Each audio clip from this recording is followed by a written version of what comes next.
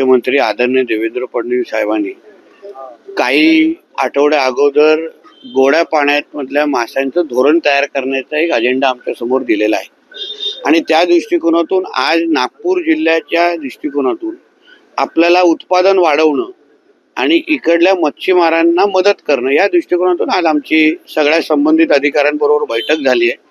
काही आव्हानं आमच्या समोर आहेत ज्याच्यामुळे आम्ही आमचं प्रोडक्शन आतापर्यंत वाढू शकलो नाही।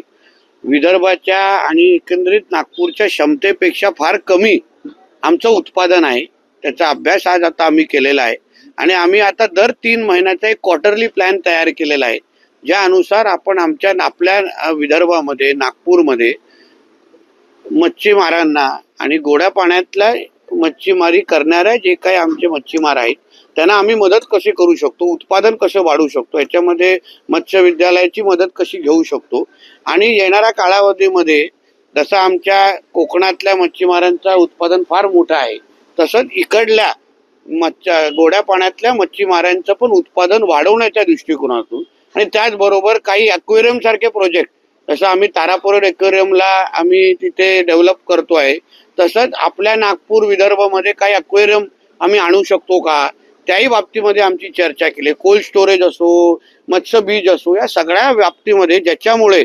विदर्भाची मत्स्य उत्पादनाची क्षमता वाढेल त्या दृष्टिकोनातून आमची चर्चा झालेली आहे। राहुल गांधी सुप्रिया सुळे यांनी संयुक्त प्रेस कॉन्फरन्स घेतली आणि महाराष्ट्रातल्या मतदानावर प्रश्नचिन्ह उपस्थित केले। नाही, मी ऐकलं आज 3 इडियट्सची पत्रकार परिषद झाली आणि त्याच्यामध्ये 3 मधले 2 तर ईव्हीएम वर निवडून आलेले आहेत।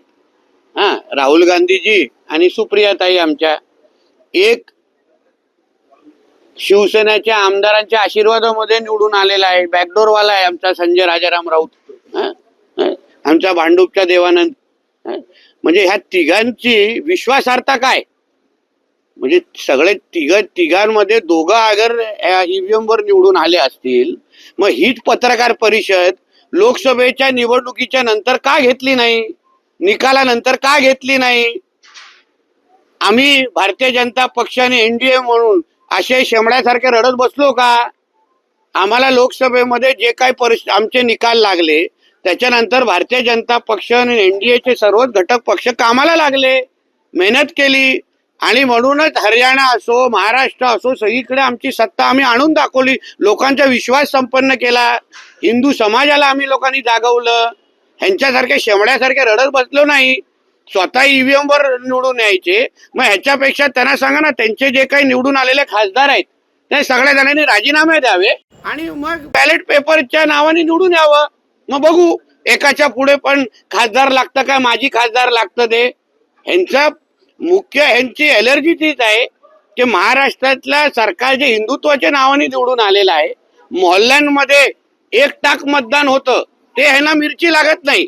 आता काही बूथमध्ये जिथे मुस्लिम मोहल्ले आहेत तिथे 6 मत, काही उमेदवाराला आमच्या 6 मतं मिळालेली आहेत, काही 15 मतं भेटलेली आहेत। मग तिथे आम्ही ईव्हीएम हॅकिंगचं नाटक केलं का? आता मालेगाव सारखी निवडणुका झाल्या, नावाचे मतदारसंघ आहेत जिथे एकाच मतदारसंघामध्ये 1-1, 1.5 लाख मतदान झाल्यामुळे त्यांचा खासदार निवडून आले आहेत।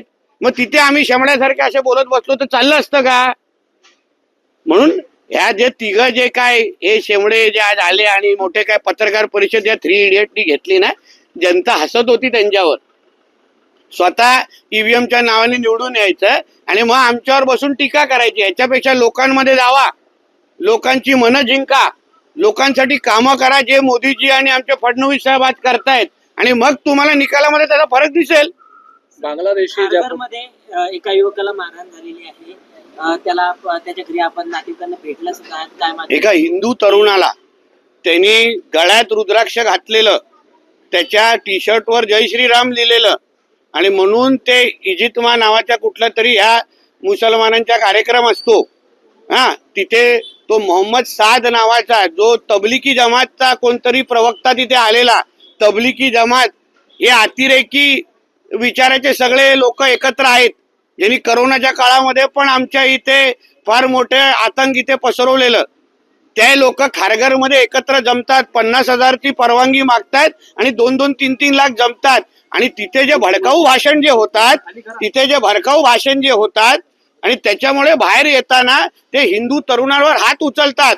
म्हणजे ह्या ज्या तबलिकी जमात आणि इंतिमा नावाचे जे कार्यक्रम होतात ते हिंदूंच्या विरोधातले कार्यक्रम आहेत. आणि म्हणून मी आदरणीय मुख्यमंत्री साहेबांना मी पत्र लिहून विनंती केली आहे की अशा पद्धतीच्या कार्यक्रमावर महाराष्ट्रामध्ये बंदी घालावी, आयोजकांवर आयोजकांची चौकशी करावी आणि या पूर्ण घटनेची उच्चस्तरीय चौकशी करावी. बांगलादेशी ज्या पद्धतीने आढळत आहेत आणि काही ठिकाणी तहसीलदारांनी प्रमाणपत्र दिले आहे, 2 तहसीलदारांना कारवाई झाली आहे, आणखी पण आहे याच्यावर लिस्टवरती.